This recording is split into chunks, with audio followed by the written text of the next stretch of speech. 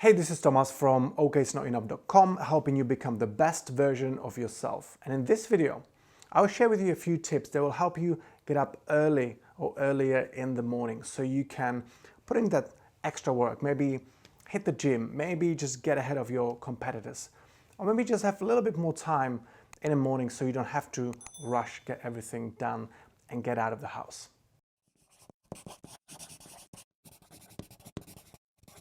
So first of all, why would you want to get up early in the morning? Well, maybe you've heard the saying that the early bird catches the worm, which is probably not very relatable, let alone motivating.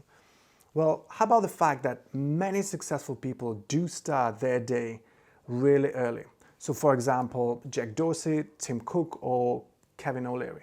Getting up early or earlier has several benefits. First of all, it's a really good way to strengthen your self-discipline, super important.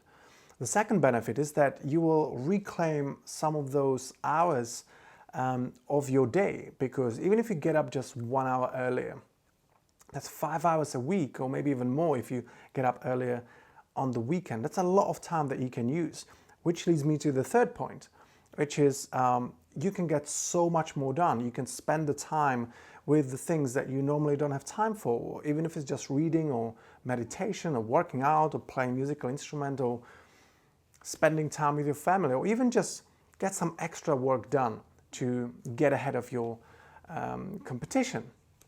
And the fourth benefit is that it will give you some extra time in the morning. You can spend it that way that you just start slowly, that you just get up a little bit earlier. You don't have to rush through your morning routine, and it will just help you start the day right. And before I go into the actual tips that I prepared for you, I want to debug one misconception or belief that you may have, which is, I can't get myself to get up early in the morning. I'm not that kind of person. I'm a night owl. Hey, you totally can get up in the morning. And I'm sure that if you think for a little bit, you can remember many instances where you simply got up early in the morning because you had to catch a flight, you were going on holidays, maybe you had to catch a train, maybe you had to be at work early because of a meeting or something. You see, you totally can get up in the morning if you have good enough reason. And that's really all there is to it. So here are the 6 tips that will help you get up early in the morning that I've been using for myself, and I've been also sharing with my clients very effectively. The first one is simple. Don't cut down on sleep. If you want to get up early in the morning, make sure that you maintain the hours of sleep that you know that you need. Most people need somewhere between 6 and 8 hours. So if you figured out already, and you probably have, how many hours on average do you need to get rested, then maintain these hours. And if you're shifting your wake-up time, then shift your bedtime as well. If you want to get up an hour earlier, go to bed an hour earlier. It's important that you maintain that. There's no point in getting up early in the morning if it turns you into a zombie for the rest of your day. The tip number 2 is set the intention to get up early. Now, this tip may seem a little woo-woo, but bear with me.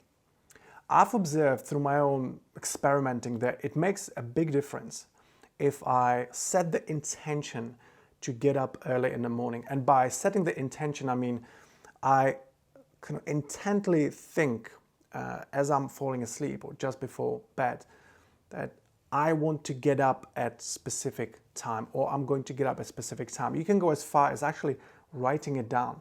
Tomorrow, I'm going to get up at 6 a.m. Now, don't ask me how it works. I believe there is a biological explanation.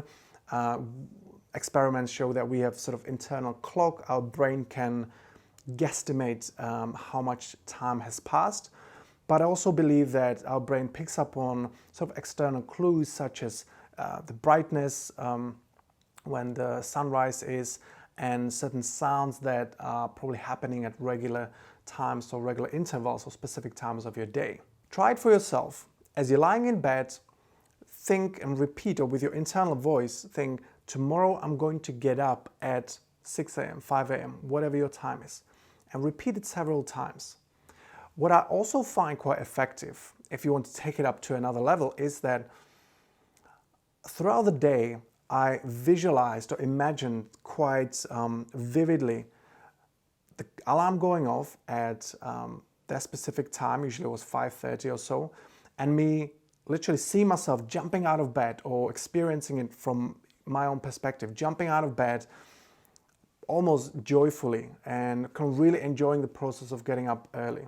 Now, it was just my imagination, but I found that it helped me getting up early in the morning. It just made it a little bit easier. It's probably a form of mental rehearsal, but these are the little things, how you can use the power of your mind to help you with things like this.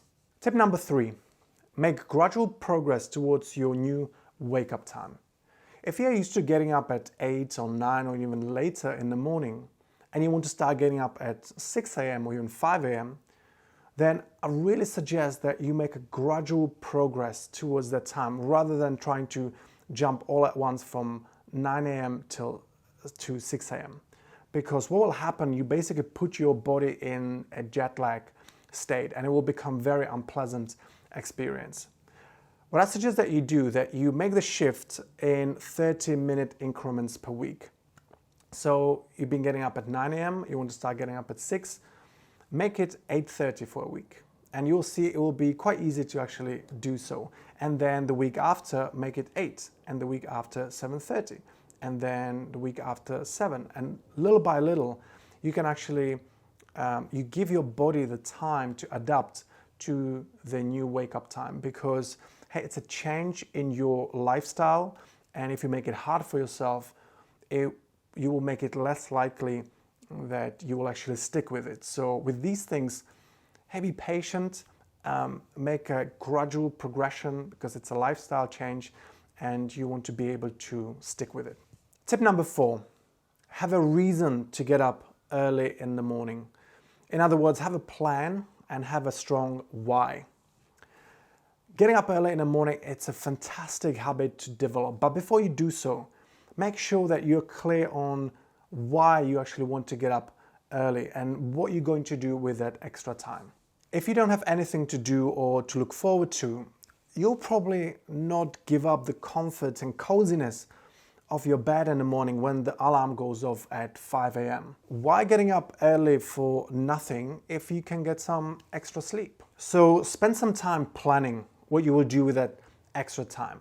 Make sure it's really worth it. And my personal suggestion is invest it in yourself, in your personal growth, in your health and fitness, in your hobbies. Spend it with the things that you've been meaning to do and wanting to do for a long time, but you just didn't have time for it. Whether it's going to the gym, reading books, doing yoga, meditation, playing the instruments, having a healthy breakfast, maybe spending some extra time with your partner, with your family. Start your day right. Tip 5, it's a list of few hacks that will actually help you get out of bed in the morning. Hack number 1, put your alarm as far away from your bed as possible, as long as you can still hear it. So when the alarm goes off, it actually forces you to physically get up and switch it off, not snooze it. Hack number 2, take advantage of these smart alarm apps that you can download for your phone, whether you are on iPhone or Android. There are many of them and some of them are fantastic. Usually it's on the principle of you having to complete some kind of game or quiz or physically get up and go to a certain place in your flat for the alarm to switch off. And again, it either forces you to physically get out of bed or it sort of stimulates or engages your brain to the point that you're pretty awake even in those 10-15 seconds because you have to figure out some kind of quiz. And that makes it much harder to go back to bed. Hack number 3, and it's something super simple that I used to use and helped me a lot, was when the alarm goes off, your goal is to simply get up on your bed and do a bunch of stretches. I had like a set routine. The point of that, again, is just to wake your body up, wake your mind up, and once you're sitting, it's so much easier to just stand up rather than going back to bed. Hack number 4. Tidy up the area where are you going to spend that extra time in the morning, whether it's your room or lounge or living room or kitchen, doesn't matter. Make sure it's nice and tidy and welcoming, because there's nothing worse than getting up in the morning and facing some kind of mess that you probably have to deal with or just sit in. Hack number 5, prepare all the things that you will need for your morning routine or activities. So for example, if you're planning to go for a run or hit the gym, get your gym or running gear ready so you don't have to scramble around in the morning. If you're going to have breakfast, maybe do some meal prep if possible, or even just prepare your plate and your mug for your breakfast. If you're going to read or journal, just get your book and your journal ready. Make it as easy as possible to get going in the morning. And the last big tip, number 6, use accountability.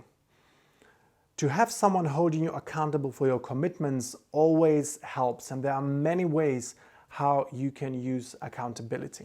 The best method, of course, is to get a coach who will hold you accountable.